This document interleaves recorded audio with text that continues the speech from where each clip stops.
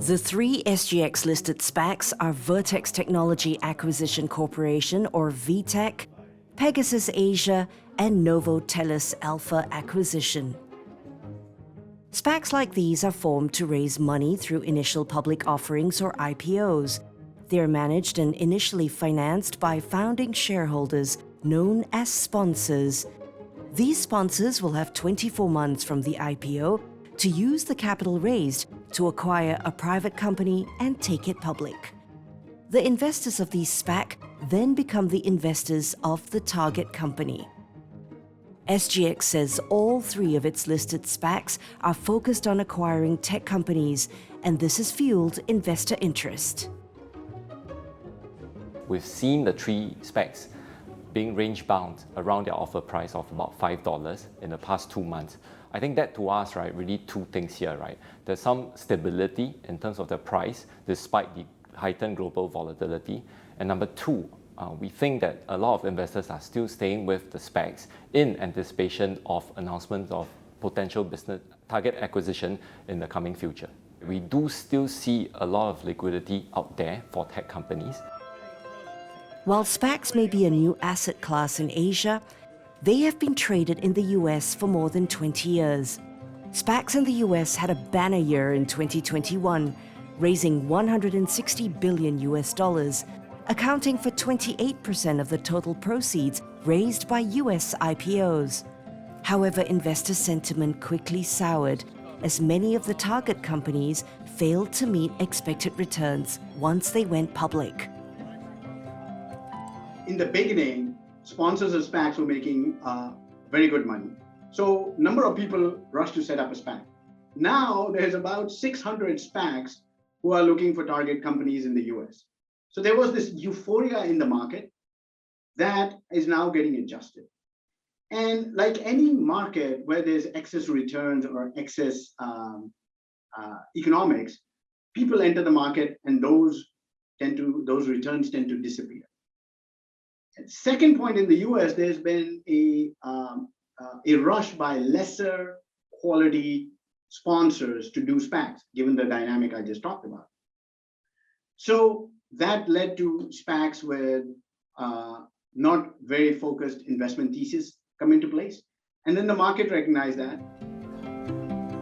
However, market watchers are confident that such a situation will not repeat itself in Singapore. That's because regulators here have taken heed of what happened in the US and have decided on a more calibrated approach.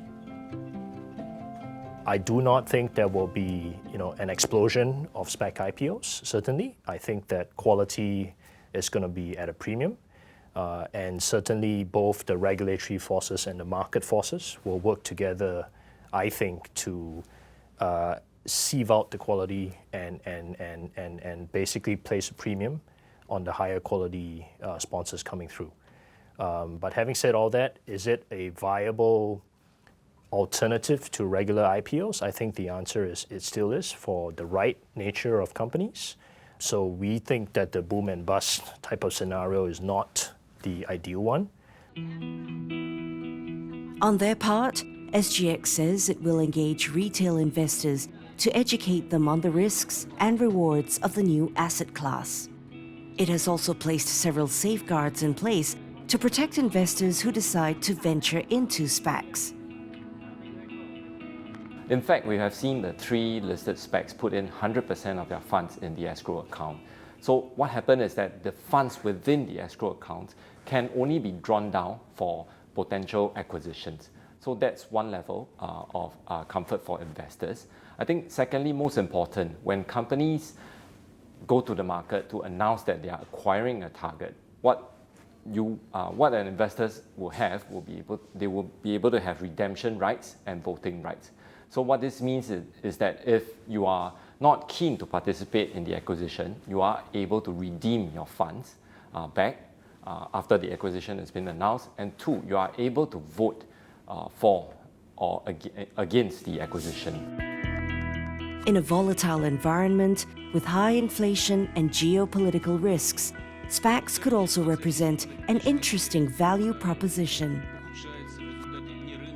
SPACs are actually a pretty interesting alternative especially for fast-growing companies that need growth capital in sectors like technology, healthcare, ESG, new economy, etc., who are starved for capital, but perhaps are unable to get through the entire IPO process efficiently or quickly enough. Why?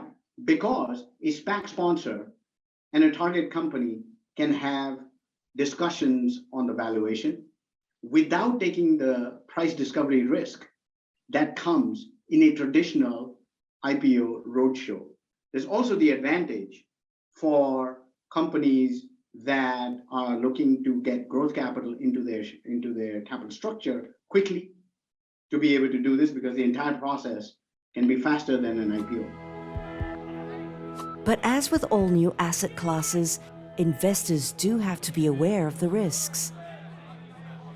Obviously, get very comfortable with the sponsor, do your due diligence, make sure you understand the sponsor's track record, make sure you understand the sweet spots when it comes to the sectors, the industries, the types of businesses that this particular sponsor has proven track record in creating value for investors. The other important point for SPAC investors to be aware of is that ultimately, I think SPAC capital has to be patient capital. You are essentially, putting your money in a cash in trust or in escrow for what often is up to 24 months while the sponsor finds a target for the business opportunity.